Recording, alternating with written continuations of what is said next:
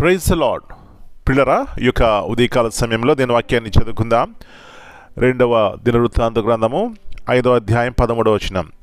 2 Chronicles chapter 5 and verse 13. యెహోవా దయాళుడు, ఆయన కృప నిరంతరముడునని స్తోత్రము చేసిరి. For he is good, for his mercy endureth forever. యేసు ప్రభువారి అతి శ్రేష్టమైన నామములో పిల్లరా మీ అందరికీ శుభములు తెలియజేస్తున్నాను. మరొక నూతన ఉదయకాల సమయంలో దేవుని యొక్క కృపలో మనం భద్రపరచబడి ఉన్నాం. అందును బట్టి దేవునికి కృతజ్ఞతాస్తులు చెల్లించుకుందాం.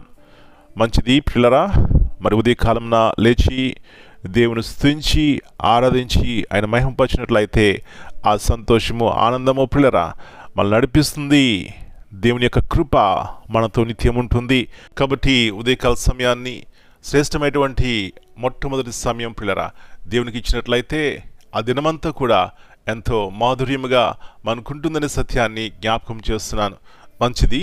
ఇక్కడ చూసినట్లయితే సొలొమోను పిల్లరా దేవుని కొరకు ఒక గొప్ప మందిరం కట్టించినాడు. అక్కడ మరి అనేక మంది యాజకులు ప్రజలు కూడి దేవుని స్తుతించి ఆరాధిస్తున్నారు. ఏమని పాడుతున్నారండి? యెహోవా దయాళుడు, ఆయన కృప నిరంతరముండునని పాటలు పాడుతున్నారు. పిల్లరా, ఈ పాటలు పాడుతున్నప్పుడు వారి యొక్క జీవితములు లేకపోతే వారు ఎట్లా పాడుతున్నారు? దుఃఖంతో పాడుతున్నారా? నిరాశలో ఉండి పాడుతున్నారా? భయపడుతూ పాడుతున్నారా అంటే లేదండి, ఎంతో సంతోషంతో దేవుని మహింపరుస్తున్నారు. గల కారణము వారికి తెలుసు ఆయన ఎంత గొప్ప దేవుడో. నా ప్రియుడా, నా ప్రియ సహోదరి, ఈ ఉదయకాల సమయంలో మన పాట కూడా ఆ విధముగా ఉండాలి. యెహోవా నీవు దయాళుడవయ్యా, నువ్వు ఘనమైన వాడవయ్యా, మహిమకరమైన వాడవయ్యా, నా జీవితాన్ని బాగు చేసేవాడు నీవేనయ్యా, నీ కృప నిరంతరం ఉండేదయ్యా అని పిల్లారా మనం పాట పాడాలి. దుఃఖపడుతూ శాపనార్థాలు చేస్తూ తిట్టుకుంటూ పాడకూడదు, లేకపోతే ఉండకూడదు.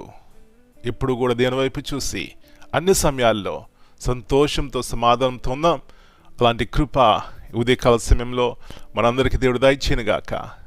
ప్రార్థన చేసుకుందాం. పరలోకముందున మా తండ్రి, పరిశుద్ధమైన దేవా, మరి నూతన ఉదయకాల సమయాన్ని బట్టి మీకు వందనాలు చెల్లిస్తున్నాం. యేసు ప్రభువా, మీరు మా జీవితాల్లో ఉంటే ఎంత సంతోషము, ఎంత ఆనందము.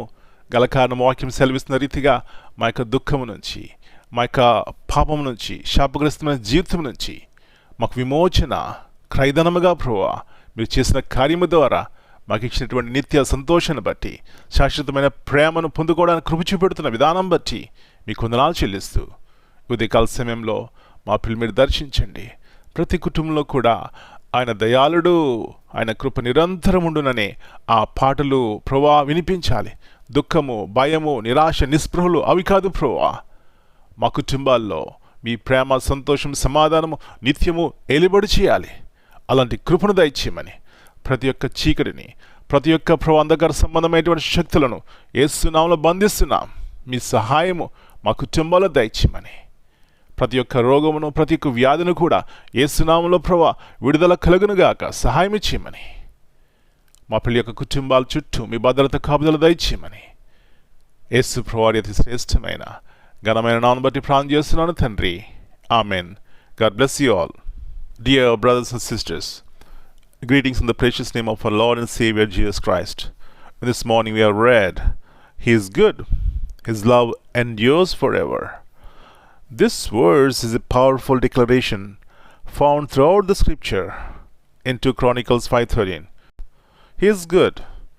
This affirms God's nature. His goodness is unchanging, generous, and trustworthy. His love endures forever. His covenant love is eternal, faithful, and never-ending, regardless of circumstances. So my brothers and sisters, and this morning, whatever the circumstances you are facing, if you look unto God and praise His name, you see victory in your life.